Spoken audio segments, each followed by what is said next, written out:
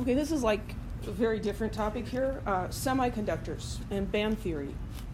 So band theory came out of molecular orbital theory and helps us to understand the conduction of metals and semiconductors. So atomic orbitals of atoms are going to combine with atomic orbitals of other atoms, and they're going to delocalize over the entire crystal. So in the previous chapter, we looked at very simple examples where we had two atoms, right? And we looked and they formed bonding orbitals and anti-bonding orbitals. So here we're looking at an atomic solid, and those are combining over the whole solid to make molecular orbitals. So you get lower energy bonding orbitals and higher energy anti-bonding orbitals. As you get more and more atoms pooling their orbitals, the difference between the energy levels of the bonding and anti-bonding gets smaller and smaller. So here we have an illustration of lithium. Lithium has one valence electron. So here we have a lithium atom. We've got one valence electron. Two lithium atoms forming molecular orbitals, they'll form one bonding orbital and one anti-bonding orbital, right? And so the one electron from each lithium atom, they'll go into the bonding orbital, and this one will be empty. That's confusing to me, odd number. Let's skip to the even number. 4 atoms, so now we're going to get 4 orbitals. And we have 4 atoms, and they're going to fit in the bonding orbitals, and again, the anti-bonding orbitals are empty. And so as you go on and you have more and more lithium atoms, the differences in energy become less and less. And so you end up with these bands. So this is called the conduction band. These are empty anti-bonding orbitals. And this is the valence band. These are occupied bonding orbitals. And whether a substance conducts electricity or not depends on the difference in energy between these two bands.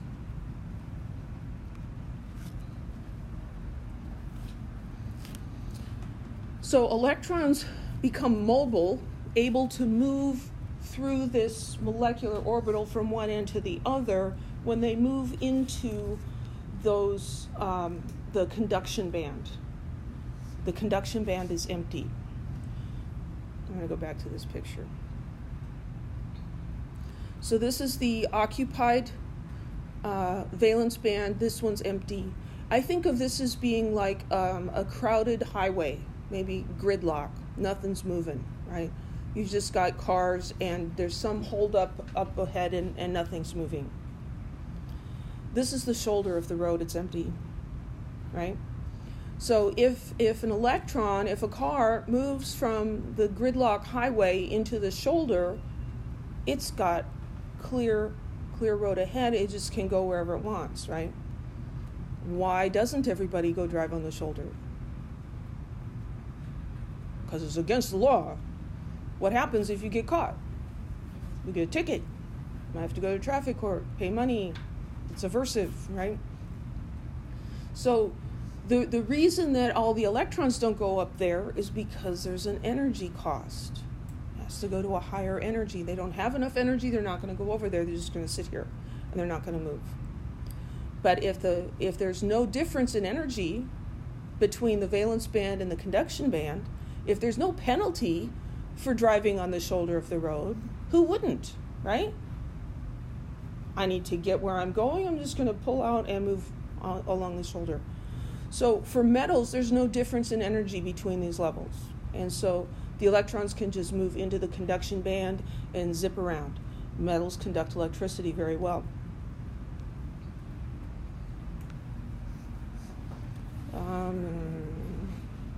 They also conduct heat because electrons have kinetic energy.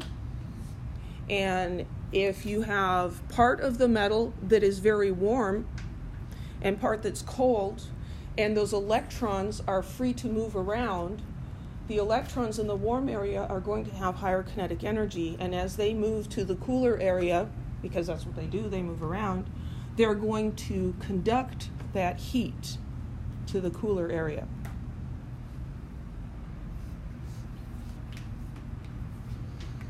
So this is what a conductor would look like. We've got the valence band, the conduction band. There's no gap in energy. There's no penalty for going to the shoulder of the road, and so they do, and this conducts.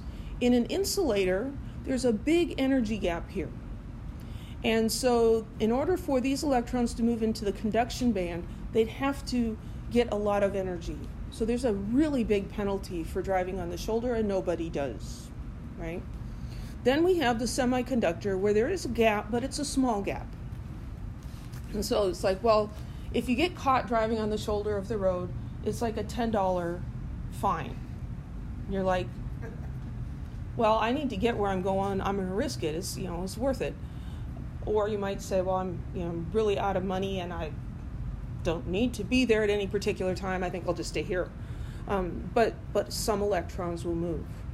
And so this is a semiconductor. It conducts electricity, but only a little bit, because only some of the electrons will go up into the conduction band. The conductivity of a semiconductor is temperature dependent. When you heat up a substance, what happens to the kinetic energy of everything in it? It goes up. So if the electrons in the valence band have higher kinetic energy, more of them can move into the conduction band. The semiconductor will conduct better at high temperatures. And this relationship between temperature and conductivity makes semiconductors really useful for things like temperature probes. You can use a semiconductor and monitor the conductivity of it and correlate that to temperature. So the difference in energy is called the band gap. And the band gap is going to decrease. It's a periodic trend. It decreases as you go down a group on the periodic table. So here we have group 4 elements: carbon, silicon, germanium, tin, and lead, and the atomic radius. And here's the band gap: 5.5 electron volts, 1, 0.67, 0.08, almost nothing, and no band gap. And these differences in band gaps go along with the difference in the classification as insulators or conductors. Carbon is an insulator. We're looking at the diamond form here. It's a nonmetal. And then we go through 2 semi-metals or semiconductors. And then we get into the metals, and they conduct well.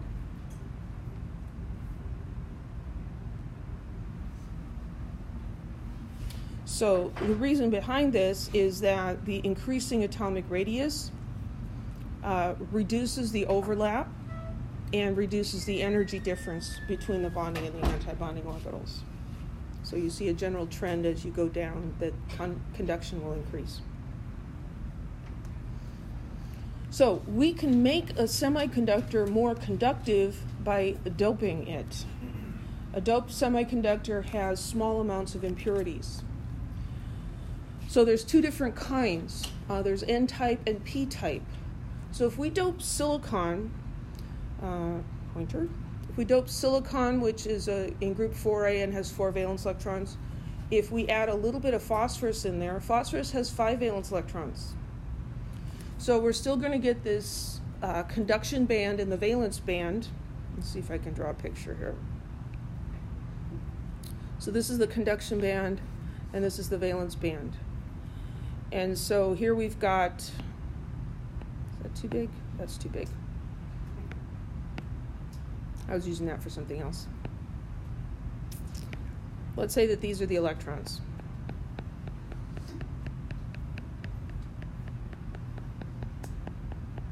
So valence band is full, but there aren't any in the conduction band for just plain silicon. Some of them might move up there and move around a lot, but just not very many of them. If I put phosphorus in there, and phosphorus has some extra electrons, the valence band is full. Where do those extra electrons go? They have to be in the conduction band. So for every phosphorus atom in here, we're going to have an electron in the conduction band. So you can alter the conductivity of the semimetal based on how much phosphorus you add. Does that make sense? So electrons have a negative charge, and the electrons are moving, And so this is called an N-type because they're negatively charged electrons that are the charge carriers. So that's an N-type, has extra electrons. We also have a P-type. I have no space. I need to draw a picture. I'll get rid of that.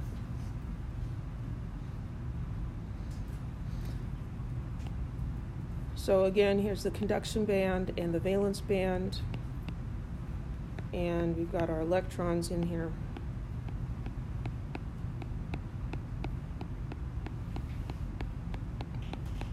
I made that too long.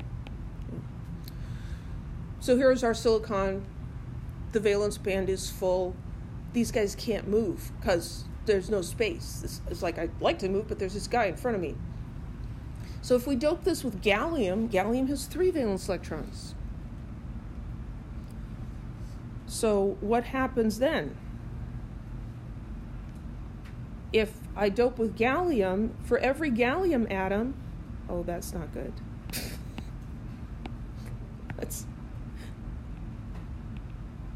That's better. For every gallium atom, I have 1 less electron in here. So you've got this gridlock freeway, and a crane comes in and pulls out a car, and it goes down here and pulls out a car. Where that car was removed, the car behind it can move, right? And so we could have this one move over, and then this moves over, and that moves over, right? This is a hole. The electrons are moving this way, but the hole is moving the other way. The electrons are negative, the hole is considered to be a positive. So this is called a P-type semiconductor because the hole acts as a positive charge, and that's what's moving. So we call it a P-type semiconductor. Does that make sense? So a silicon chip, which I think we all probably have some in our pocket, in our cell phone, millions of junctions between P-type and N-type semiconductors, and that is the heart of the electronic device. When computers were first invented, they used vacuum tubes to keep the different bits of information. A bit is it's either a 1 or a 0. It's one piece of information. And so you need one vacuum tube for that, for every bit. Yeah. And so, one of the first computers was built at Iowa State University, where I went to school, and it took the entire basement of a very large building. I mean, it was huge. That was before my time. There were actual computers when I was in college. Not that old. But it took a huge room because the components were so large. Now we've got microchips, right, that take the place of millions of vacuum tubes. So made it incredibly small. So those PN junctions, they can act as diodes. Diodes allow current to flow only in one direction. They can act as amplifiers, take a small current and amplify it into a larger current. And if you're interested in stuff like that, take a class in electronics. Very, very cool stuff beyond the scope of this class.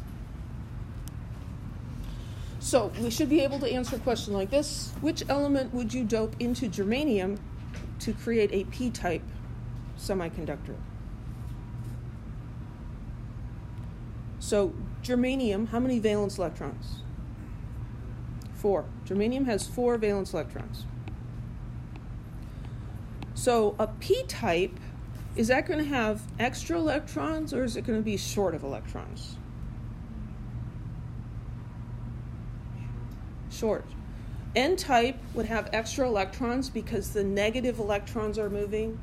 P-type is where we remove some electrons, and so we think of that hole as being positive and moving. So what we want is an element that has fewer valence electrons. How many valence electrons does indium have? There's indium. It's In. 3. Group 3A, 3 valence electrons. How about tin? 4. And arsenic?